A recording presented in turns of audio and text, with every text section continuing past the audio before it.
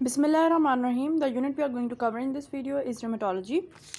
इसके भी हम important पॉइंट्स करेंगे जिसके MCQs आते हैं। इसमें से एक SCQ आना है और बाकी इसमें से MCQs हैं। और ये एंटीबॉडी पैटर्न्स लिखे हुए हैं, एंटी न्यूक्लियर एंटीबॉडी पैटर्न्स। ज़्यादा क्रेस्ट के इंपॉर्टेंट है। क्रेस्ट में एंटी सेंट्रोमेरिक प्रोटीन्स पढ़ेंगे हम लोग यहाँ पे, और एंटी हिस्टोन्स प्रोटीन्स हम पढ़ेंगे which is detected in drug induced lupus. SLE में ANA भी पॉजिटिव होता है, anti double standard DNA specific. Smooth muscle antibodies also positive. Anti ro and anti la they are more common in Sjogren syndrome, और जैसे anti centromeric in CREST syndrome. फिर rheumatoid factor है, it's basically an antibody that detects the FC portion of IgG, और ये rheumatoid arthritis में पाई जाती है, but it's neither sensitive non specific, but it helps in the two detect the prognostic factor ना, ये कितनी प्रोग्नोसिस अच्छी जा रही है कितनी नहीं। अगर तो बहुत ज़्यादा लोड है, हाई टिटर्स है RF के, इसका मतलब प्रोग्नोसिस अच्छी नहीं जा रही। एंटी न्यूट्रोफिल साइटोप्लाज्मिक एंटीबॉडीज़ में C अंक है, जो cytoplasmic anti neutrophilic cytoplasmic antibodies है जो कि वैगनर्स में डिटेक्ट होती है। Wegener's granulomatosis, it's a vasculitis, vascular syndromes में, वेस्कुलाइटिस लाइक सिंड्रोम में वैगनर्स में डिटेक्ट होगी। और P अंक का would be detected in polyarthritis nodosa and Churg Strauss syndrome. इस तरह एंटीफॉस्फोलिपिड एंटीबॉडी सिंड्रोम में एंटीफॉस्फोलिपिड्स जैसे कि ल्यूपस एंटीकोगुलेंट या anticardiolipin antibody that would be detected, और ये ज़्यादा प्रेग्नेंट फीमेल्स को डिस्टर्ब करती है। रूमेटॉइड आर्थराइटिस से स्टार्ट करते हैं। उससे पहले मैं कई 2020 के प्रॉफ का एक क्वेश्चन डिस्कस करना चाहती हूँ। A 35-year-old female presents to the clinic with small joints, with a pain in the small joints of her hands for the last 8 months. More than 6 weeks rheumatoid arthritis के हम लेते हैं, तो ये तो 8 मंथ्स तक चला गया हुआ है। She gave history of morning stiffness भी है, joint morning stiffness that last for about an hour. तो ये रूमेटॉइड आर्थराइटिस की उसमें आ रहा है मॉर्निंग स्टिफनेस। अगर morning stiffness is less than 20 to 30 minutes, osteoarthritis में आता है। On examination she appears pale and both her hand joint are swollen with painful and limited movements. Morning stiffness और उसकी ड्यूरेशन और स्मॉल जॉइंट्स पे symmetrically involve करना, it's rheumatoid arthritis. हम पढ़ते हैं व्हाट रूमेटॉइड आर्थराइटिस स्टैंड्स। यहाँ भी एक दिया हुआ है सिनेरियो, और सिनेरियो में एक जो काम की बात ना वो ये है कि मॉर्निंग स्टिफनेस है, स्मॉल जॉइंट्स इन्वॉल्व हैं और स्टिफनेस है। अब यहाँ 3 वीक्स की हिस्ट्री दी गई है, दैट इज़ डिबेटेबल। बट एक इंपॉर्टेंट बात है, रूमेटॉइड आर्थराइटिस कभी भी लोअर बैक स्पाइन को इन्वॉल्व नहीं करने वाला। There is no back stiffness और back pain. Mostly it involves metacarpophalangeal joints, proximal interphalangeal joints, and it does not involve distal interphalangeal joints. तो बैक स्टिफनेस और DIP दोनों नहीं होती इसमें। ठीक, डेफिनेशन में chronic inflammatory multi systemic disease है, और इसका मेन टारगेट जो है ना वो है सनोवियम। जैसे osteoarthritis main target articular cartilage होता है ना, इसका है synovium. Anti CCP is positive and it is very specific. Anti CCP is specific, it occurs in women more than 3 times more than that of men, and after the age of 50 after the age of 35 और 50 के दरमियान होता है। अब जैसे ये खातून का बताया हुआ 26 years, that is debatable. Again I told you कि उसका टाइम पीरियड जो 3 वीक्स है वो भी डिबेटेबल है। अब इस क्वेश्चन में she is for 35 years old women, तो 35 to 50 is the kind of acceptable age. Pathogenesis में बताया कि T सेल्स को अटैक करती है, और जिन पेशेंट में T सेल कम हो, जैसे कि HIV के पेशेंट में T सेल कम होता है, फिर रूमेटॉइड आर्थराइटिस में कम ही होता है। How would you diagnose? Morning stiffness for more than 1 hour for 6 weeks. कोई इनमें से भी 4 criteria. Swelling of the wrist, metacarpophalangeal joint, proximal interphalangeal, मतलब कि कोई भी स्मॉल जॉइंट्स को इन्वॉल्व करना for 6 weeks. Swelling of the large joint, 3 large joint areas for 6 weeks, या सिमेट्रिकल जॉइंट स्वेलिंग। सिमेट्रिकल होगी तो रूमेटॉइड है। RF positive, anti CCP positive, C reactive protein और ECR positive plus x-ray findings. यहाँ कहते हैं कि इसकी कोई नेसेसिटी नहीं है, जो नई क्लासिफिकेशन नहीं है, but x ray findings of periarticular osteoporosis और मार्जिनल जॉइंट इरोजन्स, क्योंकि रूमेटॉइड आर्थराइटिस में इरोजन्स होती है, SLE में इरोजन्स नहीं होती। गाउट में इरोजन्स होती है और रूमेटॉइड आर्थराइटिस में इरोजन्स होती है। क्राइटेरिया ऑफ रूमेटॉइड आर्थराइटिस का बाकी सारा ऊपर है, सवाई 2 चीज़ें नहीं होगी। As I told you, distal interphalangeal joints और लोअर बैक पेन तो बिल्कुल भी नहीं होने वाली। एक्स्ट्रा आर्टिकुलर मैनिफेस्टेशन बहुत ज़्यादा है। ये बुक में भी, डेविडसन में भी अच्छी लिखी हुई है, यहाँ पे भी, यहाँ से भी कर सकते हैं। एक तो इसने लिगामेंट्स और टेंडन्स को इन्वॉल्व करना है। देयर विल बी, अब ये रिस्ट है, रिस्ट की रेडियल डेविएशन होगी और फिंगर्स की अल्नर डेविएशन होगी। ठीक, थंब में स्वान नेक डिफॉर्मिटी हो सकती है, जी डिफॉर्मिटी हो सकती है। उसके अलावा there will be injury to the tendons that straight the middle joint of the fingers. तो मिडल जॉइंट सबके फिंगर्स के डिस्टर्ब हो जाएंगे, तो that will give boutonniere deformity. ऐसे तो होल बन जाएगा, एक बटन होल जैसे डिफॉर्मिटी कहते हैं, बुचेनियर्स deformity. There will be rheumatoid nodules present mostly on the oligocrenin process, जहाँ पे mechanical stress ज़्यादा होता है. Oligocrenin process, oxypenin, Achilles tendon. Methotrexate may flare up this process. Methotrexate देते हैं rheumatoid के लिए. It would flare up rheumatoid nodules. फिर Felty syndrome है. What is Felty syndrome? Rheumatoid arthritis along with splenomegaly and neutropenia. और Kaplan में C for Kaplan, C for pneumoconiosis के कोल आके करता है pneumoconiosis. Rheumatoid arthritis pneumoconiosis causes Kaplan syndrome. इसके अलावा जो लंग की मैनिफेस्टेशन है जो लंग को इन्वॉल्व करती है, इसकी फाइब्रोजिंग एल्वेलाइटिस भी कराती है, प्लूरल इफ्यूजन और रिस्ट्रिक्टिव लंग डिजीज़ तो कराएगी. Laboratory finding, what are the investigation. Investigation में सबसे पहले आपने स्टार्ट करनी है, अगर लिखने में है ना तो लिखने में अपने जर्नल से शुरू करनी है, फिर स्पेसिफिक करनी है. मतलब सीबीसी में आपको नॉर्मल क्रोमिक नॉर्मोसिटिक एनीमिया मिलेगा. बाकी रूमेटॉइड फैक्टर या एंटी-सीसीपी ये स्पेसिफिक है. एंटी-सीसीपी तो positive. ECR C reactive protein raised. X rays कराएंगे, इसमें periarticular osteoporosis, marginal joint erosion, बाकी जॉइंट इरोजन्स मिलेगी. Synovial fluid, it's very important, ये वाला पॉइंट नहीं भूलना कि रूमेटॉइड आर्थराइटिस में भी सिनोवियल फ्लूइड की एनालिसिस हम कराते हैं.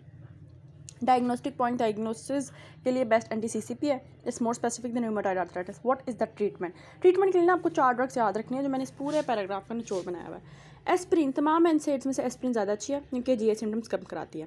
फिर कॉक्स में अगर हम देखें एनसेड्स में से एस्प्रिन अच्छी है तो उससे भी अच्छी फिर सेलिकॉसिब है. सेलिकॉसिब भी प्रिस्क्राइब कर सकते हैं because it is COX-2 inhibitor. वो COX-1 को इनहिबिट नहीं करेगी. COX-1 produces a prostaglandin which causes protective layer of mucus in the stomach.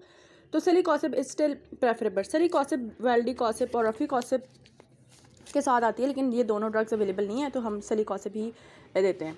More over these 2 drugs they increase the risk of MI.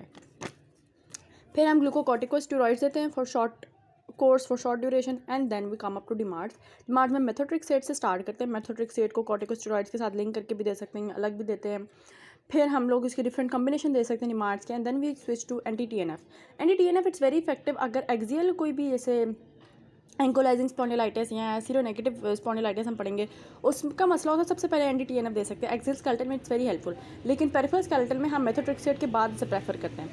एंटी-TNF में there are इन्फ्लेक्सीमैब, एडेलीमैब, इंट्रासेप्ट और further एंटी-TNF number 1 number 2 के लिहाज से हम लोगों ने क्लासीफाई किया हुआ है.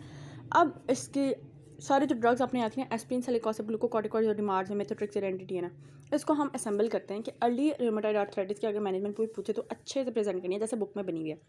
डायग्नोसिस ऑफ रूमेटॉइड आर्थराइटिस हुआ, आपने एनाल्जेसिक्स, एनसेड्स और सेलिकॉसिब कंटिन्यू रखनी है. उसके अलावा आप इंट्राआर्टिकुलर या IM जो है स्टीरॉइड्स की इंजेक्शंस भी दे सकते हैं. और ऑरल थेरेपी में मेथोट्रेक्सेट और कॉर्टिकोस्टेरॉइड्स के साथ फर्स्ट स्टेप पे आप इसे स्टार्ट करेंगे. नहीं रेजिस्टेंट है, नहीं ठीक हो रहा है, रेजिस्टेंट है तो कॉम्बिनेशन ऑफ अदर डिमार्ड्स. नहीं तो यू विल स्टार्ट एंटी-TNF नंबर 1 और उसमें इंट्रासेप्ट, एडेलीमैब, इन्फ्लेक्सीमैब. और अगर इससे भी रेजिस्टेंट है तो will give the second batch of anti TNF that is abatacept या रिटक्सीमैब. ठीक, ये हो गई हमारे पास रूमेटॉइड आर्थराइटिस की बायोलॉजिकल एजेंट और सब कुछ इन्वेस्टिगेशंस वगैरह. आते हैं कॉम्प्लिकेशंस मेजर 2 हैं. नहीं तो आप कैप्लान सिंड्रोम और फेल्टी सिंड्रोम को भी लिख सकते हैं इसमें. एक तो एटलेंटो एक्सियल डिसलोकेशन है. एटलस और एक्सेस के बार बोनियो लिगामेंटस एबनॉर्मलिटी रहनी है. वहाँ पे हमारे पास इरोजन्स होंगी और इरोजन्स 25 to 80% इरोजन्स हैं and it results in panels formation between the joints.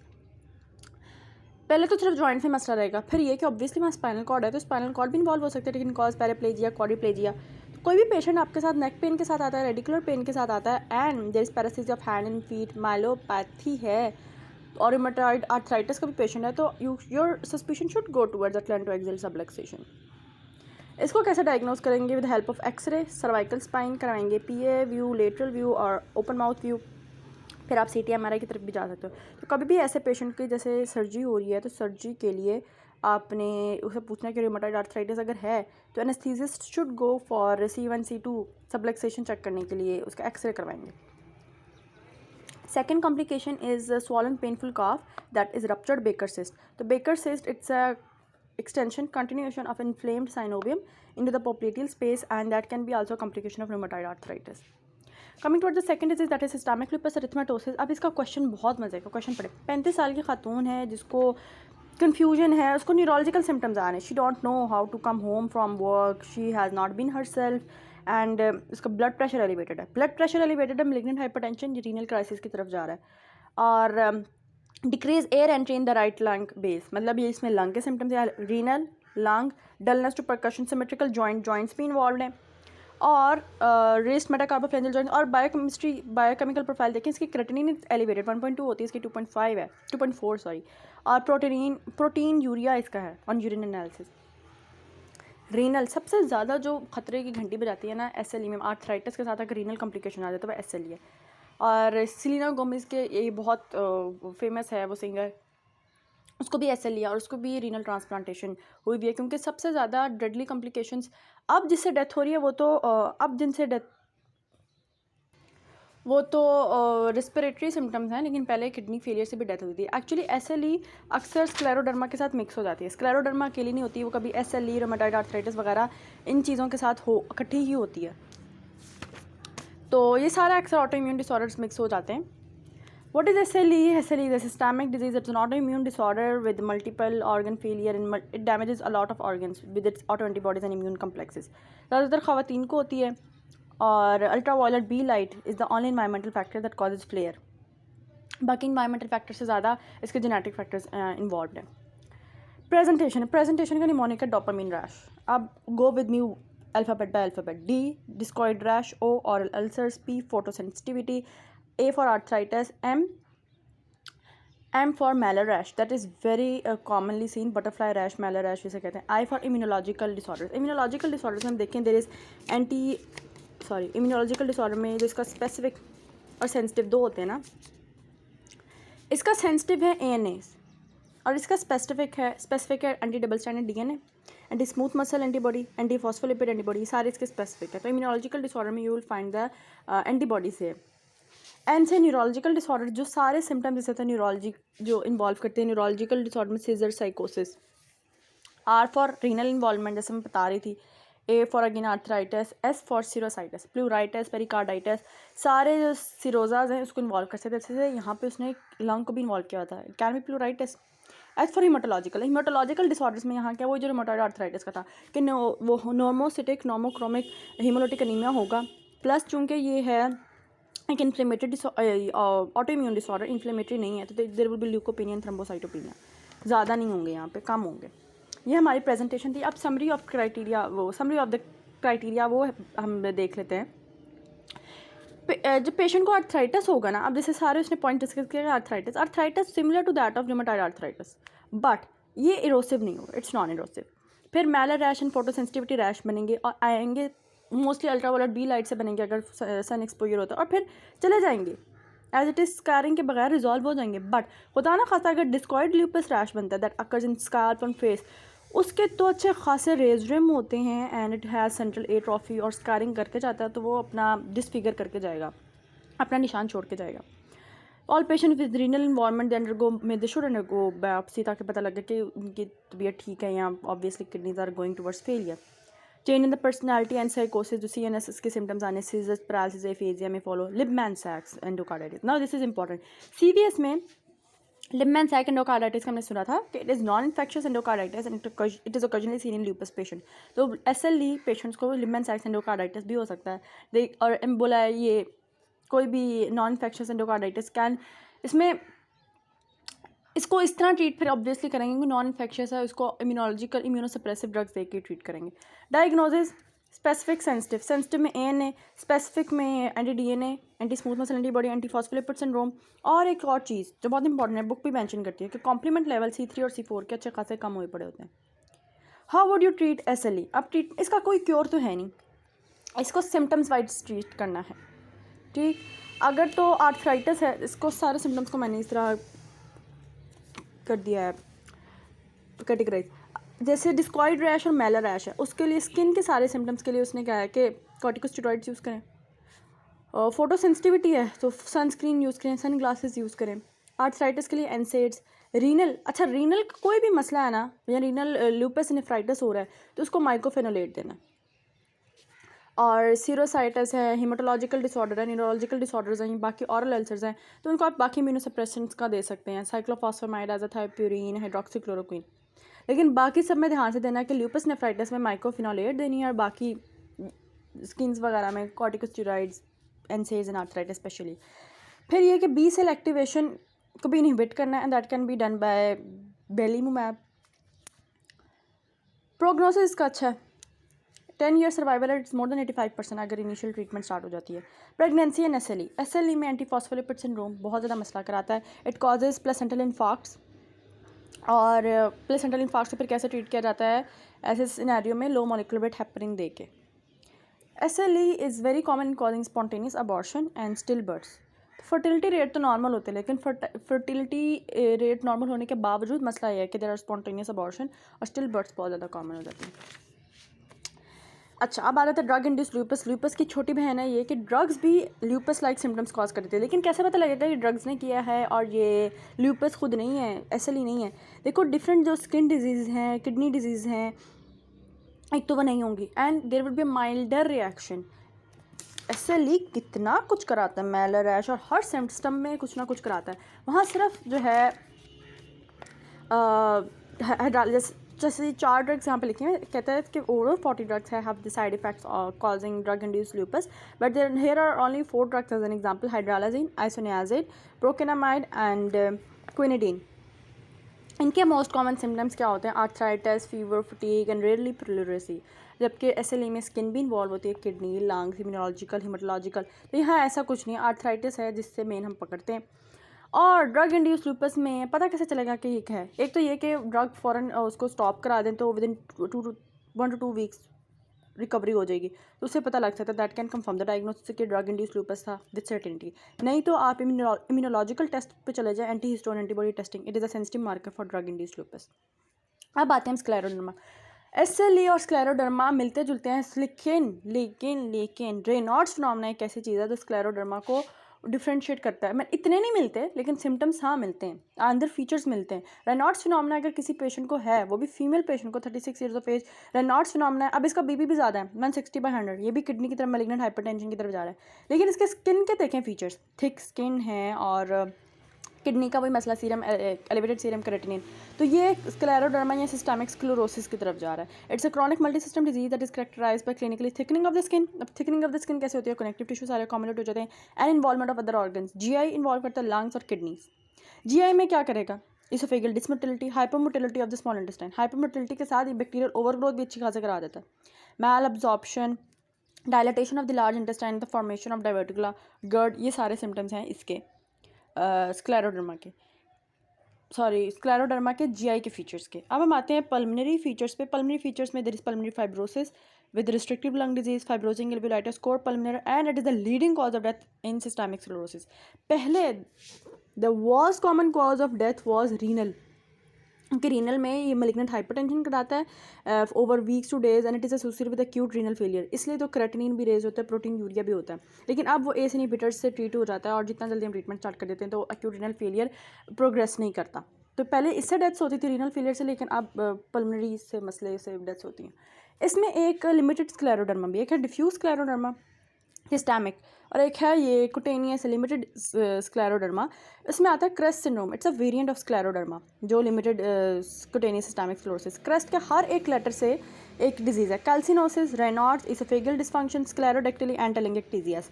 What is calcinosis? Calcinosis में कैल्शियम डिपॉजिट होना in soft tissues, most commonly in skin या फिर proximal phalangeal joints, knees and elbows. Near the skin the deposit and the ulcerate and become infected. फिर हमारे पास है Reynolds, जो हम लोगों ने पढ़ा, रेनॉल्ड्स है, वो हम आगे कवर भी करते हैं। Oesophageal dysfunction, there will be difficulty in swallowing. Sclerodactyly में there will be skin thickening primary on the fingers and toes. And telangiectasias के कैपिलरीज के नेटवर्क्स ऊपर बन जाते हैं, most probably because of intravenous malformation, but there are network capillaries, ऐसे livedo reticularis हम कहते हैं। अच्छा, अब हाँ एक और बात, क्रेस्ट सिंड्रोम में नहीं, ओवरऑल सिस्टेमिक स्क्लेरोसिस में या स्क्लेरोडर्मा में जिसे कहते हैं, पल्मोनरी हाइपरटेंशन भी होती है पेशेंट्स को। ये पल्मोनरी हाइपरटेंशन भी कॉज करता है, डिफरेंट इंटरनल ऑर्गन्स को अफेक्ट करता है। लंग्स को इन्फेक्ट कर सकता था तो पल्मोनरी हाइपरटेंशन भी ऑब्वियसली कॉज कर सकता है। इसका लिमिटेड स्क्लेरोडर्मा में जो हमारे पास ये क्रेस्ट सिंड्रोम है, an will be positive, but इसका जो डेफिनेटिव डायग्नोसिस या स्पेसिफिक है ना, वो एंटी सेंट्रोमेरिक एंटीबॉडीज़ है, वो 90% ऑफ पीपल में होता है। लेकिन एंटीबॉडीज़ टू SLE70, जिसे हम एंटी ट्रोपो आइसोमेरेज 1 कहते हैं, it's usually negative in limited scleroderma, but it is positive in diffuse scleroderma. तो एक चीज़ आपने याद रखनी है, अगर तो क्रेस्ट सिंड्रोम आया है तो क्रेस्ट के साथ 90% पेशेंट में एंटी सेंट्रोमेरिक एंटीबॉडीज़ पॉजिटिव होती हैं। लेकिन अगर वो पूछा डिफ्यूज़ सिस्टमिक स्क्लेरोसिस में अगर हमने देखनी है तो उसके लिए आपने टोपोआइसोमेरेज एंटी टोपोआइसोमेरेज 1 की एंटीबॉडीज SLE70 को टिक करना है, क्योंकि ये डिफ्यूज़ में पॉजिटिव होती हैं और लिमिटेड में नेगेटिव होती हैं। ठीक। रेनॉल्ड्स फिनोमेना का हमें पता है कि देयर इज़ वैसोस्पैज्म, वेस्कुलर सारे वेस्कुलर स्ट्रक्चर का स्पैज्म हो जाता है। वो स्किन के कलर्स को पहले वाइट से ब्लू और फिर रेड में लेकर जाते हैं। वाइट से ब्लू क्यों? Because of cyanosis. फिर हाइपरीमिया होता है because of when the blood flow returns, तो रिबाउंड होने की वजह से देयर इज़ हाइपरीमिया। अगर तो रेनॉल्ड्स फिनोमेना खुद ब खुद हो रहा है without any associated secondary disease, it's called primary Reynolds phenomena या रेनॉल्ड्स डिजीज़। अगर तो किसी एसोसिएटेड डिजीज़ के साथ हो रहा है जैसे स्क्लेरोडर्मा, तो उसे सेकेंडरी कहते हैं। अब पता कैसे चलेगा कि प्राइमरी या सेकेंडरी? हम पकड़ते हैं एक फिंगर नेल और उसके ऊपर डालते हैं drop of oil on patients nail fold at the base of finger nail, और उसे देखते हैं उसमें कैपिलरीज को। अगर तो कैपिलरीज डायलेटेड हैं, इनग्रॉस्ड हैं, इनलार्ज्ड हैं या फिर एब्सेंट हैं, तो इसका मतलब ये कि कोई ना कोई सेकेंडरी बीमारी चल रही है पीछे, लाइक स्क्लेरोडर्मा या ऑटोइम्यून डिजीज़ एंड डिसऑर्डर, तो उसकी वजह से रेनॉल्ड्स मतलब सेकेंडरी है। नहीं तो प्राइमरी में इस तरह की कोई लार्ज डायलेटेड या एब्सेंट कैपिलरीज नहीं होती। इसका भी स्क्लेरोडर्मा का भी कोई क्योर नहीं है।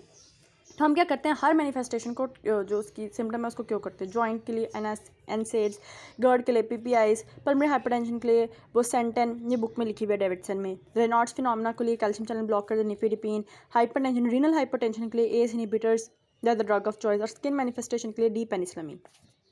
ठीक, बाकी हम कवर करते हैं नेक्स्ट वीडियो में। जज़ाकल्लाह खैर।